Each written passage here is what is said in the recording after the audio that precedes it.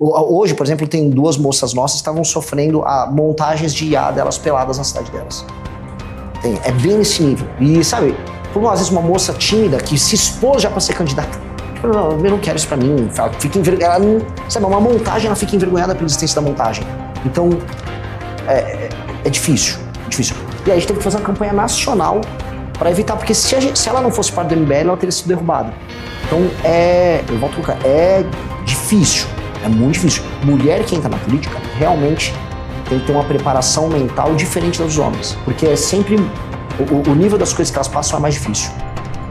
Fala galera, o corte de hoje está sensacional. Então já deixa o seu like, se inscreve e vamos ao vídeo. Renan, quando a gente olha as pesquisas eleitorais, as últimas, e principalmente a pesquisa da Atlas, a gente nota que tem um predomínio do seu eleitorado de homens jovens, né? Então, nesse público de 16 a 24 anos, você tem 36% das intenções, e entre os homens você tem 11%, e entre as mulheres você tem 3%. E aí eu queria te perguntar, você tem alguma ideia do porquê que isso acontece? Tem. Se eu olhasse o surgimento do Mandami em Nova York, eu veria a mesma história ao contrário. Havia uma prevalência um pouco maior de homens, especialmente entre homens gays, junto ao eleitor do Mandami, e mulheres jovens. Porque tendências inovadoras de esquerda costumam pegar a mulher jovem com mais intensidade. Posso pegar o começo da campanha do Boulos ou da própria Manuela, você tem uma presença da mulher jovem. O movimento estudantil, a esquerda tem uma presença feminina muito grande. Nós somos o oposto à direita. E aí você tem uma presença muito grande do homem jovem. Existe uma pesquisa, eu não sei se é da Financial Times ou da Economist, acho que é da Financial Times, que mostra, vamos dizer, a separação na geração Z entre a opinião feminina bem mais à esquerda e a masculina bem mais à direita. Então, isso é um dado que acompanha, vamos dizer, outros processos ao redor do mundo. Aconteceu com o Trump, aconteceu com o Milley, aconteceu com o próprio Bolsonaro e está acontecendo conosco. E como resolver isso? Eu não sei se vou resolver isso com a mulher jovem. Ainda que o cenário brasileiro, Charles, é legal a gente checar isso, porque como o Lula é um candidato muito envelhecido e não há uma alternativa à esquerda dentro dos presidenciáveis, haverá uma curiosidade da mulher jovem a respeito da nossa candidatura. Na gringa, nos Estados Unidos, não era tão óbvio assim. Isso aconteceu um pouco com o Milley. Por dada a crise econômica, vamos dizer, o cansaço lá com o Fernandes, houve até a mulher jovem progressista, não a ultra progressista. Ok, vamos com esse louco aí. Então, há uma possibilidade ali que a gente não pode desprezar. Mas a mulher dos 25 aos 50 anos, esta é muito passível de ser buscada e é com ela que eu comecei a crescer. Tinha pesquisas anteriores que eu estava postando com 0,5 entre mulheres. A diferença era bem maior. Agora eu fui para 3,3. Tá longe de ser o ideal, mas eu acho que a gente vai se aproximar bem. Eu acho que tudo meus números são assimétricos. E certas assimetrias elas tendem a regredir à média. E a minha, eu até brinco... Como assim? Existe a regressão à média. É um conceito estatístico que às vezes você tem, por exemplo, um jogador que faz muitos gols numa temporada, e não é porque ele é um grande craque, porque ele fez gols num período da temporada e ele vai regredir a uma média geral. Existe uma média geral, uma ou outra coisa muito excepcional, que são os outliers, eles fogem da média. Mas os números tendem a regredir a média. A novidade não é o meu número alto dos homens. Quer dizer, a novidade é a coisa que é anômala entre as mulheres. E boa parte das mulheres despolitizadas vão ser convencidas pelo homem politizado. Portanto, tende a ter uma regressão à média no sentido de que, em geral, você pode até ter nos candidatos de direita um pouco mais de voto masculino. Então, não é que eu vou perder o voto masculino para aproximar do feminino. Elas vão subir até o voto masculino em alguma medida. Então, eu confio muito nessa regressão, porque minha campanha não é uma campanha anti-mulher, é uma campanha... Eu não sou um candidato bizarro. Então, tende a acontecer esse processo. Eu não vou alterar minha linguagem nesse sentido. Eu acho que não preciso adotar uma linguagem diferente. É só que a mulher, especialmente de 25 a 50 anos, ela não está tão atenta ao tipo de discurso político que a gente está fazendo como a mulher à esquerda. Entendi.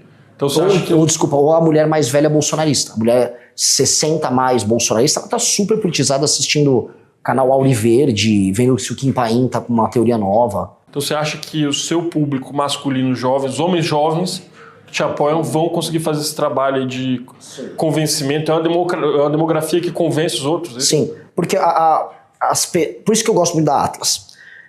Uma pesquisa de campo, de rua, que vai numa rodoviária pegar a opinião de uma pessoa, ele até pega uma fotografia de um país despolitizado. Então ele vai perguntar para um sujeito, você vai votar em quem? Sei lá, viu o nome Bolsonaro, Flávio Bolsonaro.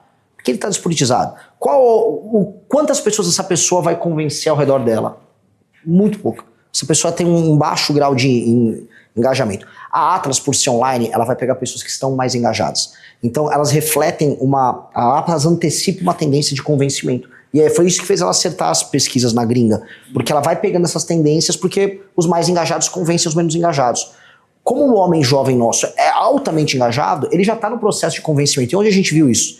Na própria última pesquisa Atlas, eu estou com 36% do 16 a 24, mas com 12 do 25 a 35. Já é um número bem alto. E não estava assim. Ele que começou a espraiar de maneira geracional. Existe uma análise até do Andrei Roman, que é o presidente da Atlas, em que ele vai nessa linha. Que, olha, esse tipo de candidato ele gera um espraiamento. Você vai convencendo os mais velhos. É igual a adoção de certos memes, de certos produtos de tecnologia. É um processo. E seriam early adopters, então? Exatamente. É o early adopter da nova tendência política. O homem jovem, ele acaba se comportando assim. Bom, vamos voltar a falar de mulheres, né?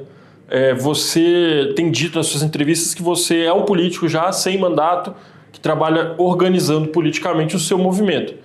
E aí, recentemente no MBL, a gente viu a saída de mulheres jovens que eram inclusive pré-candidatas. Então a Glenda Varoto, né, vulgo Espectro Cinza, a Clara Milinski. O que aconteceu no caso dessas duas, pontualmente? O que aconteceu? Você pode contar pra gente? A Glenda, eu acho que ela não estava compatível com o sistema de valores internos nosso e ela mesmo percebeu e não dá certo para ambas as partes e a melhor coisa é ela não ser candidata e tocar a vida dela. A Clara ela não estava em condições psicológicas para aguentar a pressão de uma candidata, ela começou a ser alvo de cancelamentos na internet, ela precisa do apoio da família dela e realmente a Clara não tinha condições. E até peço aqui publicamente para ela se preservar, pedir para ela se afastar do movimento e do próprio partido político. O que acontece? Com o partido político agora, nós temos que trazer muitas pessoas, homens e mulheres, para preparar para ser candidato. E o nível de pressão que as candidatas sofrem é muito maior que o dos homens, de toda a natureza. De assédio, eu não estou falando do assédio no sentido negativo, de um cara chavecando na DM, de gente má falando besteira, peguei alguns casos ex-namorados de infância querer fazer exposed com a menina porque ele tá do lado contrário, é nesse nível. E aí, algumas não aguentam. Então, lidar com o elemento feminino, entendendo que a política é um universo muito maldoso, e estou usando maldoso como uma palavra leve, meio muito escroto, para falar assim. É uma coisa que a gente está tendo que lidar em escala. A gente já visto com a Amanda Vittorazzo já tinha sofrido assim, as maiores bizarrices todas. Agora, eu falar que agora eu vou ter, por exemplo, mais de 400 candidatas mulheres, eu tô vendo, a gente está tendo que lidar com muita coisa para dar essa assistência ali para elas. Então, muitas vão deixar de ser candidatas por diversas razões. Mas é parte desse processo mesmo. Entendi. Os críticos de vocês dizem que o MBL tem uma cultura que é tóxica para as mulheres. O que você responderia para eles? Eu acho que o MBL tem uma cultura que é tóxica no sentido de... A gente é muito competitivo internamente. A gente tem que crescer e a gente tem que se proteger muito. Mas não é especificamente com as mulheres. Como eu te disse, a política é muito difícil para as mulheres. E as mulheres nossas, nossos times, são muito protegidas. Então, se existe uma toxicidade nossa, é o nosso sistema de autodefesa atuando e se autoprotegendo. Agora, para a menina nova que chega, para se adaptar nesse contexto, para não incorrer, vamos colocar aqui, no erro de ficar ouvindo uma crítica, ouvindo a maldade, ou tem muito moleque, e o moleque vira fã e o moleque começa a dar em cima, a gente tem que estar próximo, porque é diferente. É diferente. E o nível de pressão que as meninas passam é absolutamente desproporcional. A qualidade dos ataques que elas sofrem é muito diferente. Hoje, por exemplo, tem duas moças nossas que estavam sofrendo montagens de IA delas peladas na cidade delas. É bem nesse nível. E, sabe, por às vezes uma moça tímida que se expôs já para ser candidata, tipo, não, eu não quero isso pra mim. Ela fica envergonhada. Sabe, uma montagem, ela fica envergonhada pela existência da montagem. Então, é difícil. Difícil. O que a gente tem, entretanto, é uma estrutura de autodefesa muito boa. Funcionou com a Amanda e vai funcionar coisa mais. A gente evitou agora, nessa última semana, que derrubassem a Luana, que era a nossa vereadora em Chapada Gaúcha, em Minas Gerais. E foi um caso basicamente assim. Ela tinha feito um projeto... Ela é vereadora já eleita. Já eleita. Ela era uma vereadora eleita. Ela tinha protocolado um projeto que proibia homens que tinham sido condenados por assédio ou violência contra a mulher de obter cargos públicos. Aí um cara que tinha sido condenado por isso na Câmara organizou uma campanha de cassação dela e de uma outra vereadora. E o presidente da Câmara aceitou. Falou, não, vamos botar pra andar. E aí a gente teve que fazer uma campanha nacional para evitar, porque se ela não fosse parte do MBL, ela teria sido derrubada. Então eu volto a colocar, é difícil. É muito difícil. Mulher que entra na política realmente tem que ter uma preparação mental diferente dos homens, porque é sempre o nível das coisas que elas passam é mais difícil. Por hoje é só, pessoal. O que acharam do vídeo de hoje? Deixem seu comentário aqui embaixo. Não se esqueçam de deixar o like, se inscrever no canal e compartilha. Até o próximo vídeo. Valeu!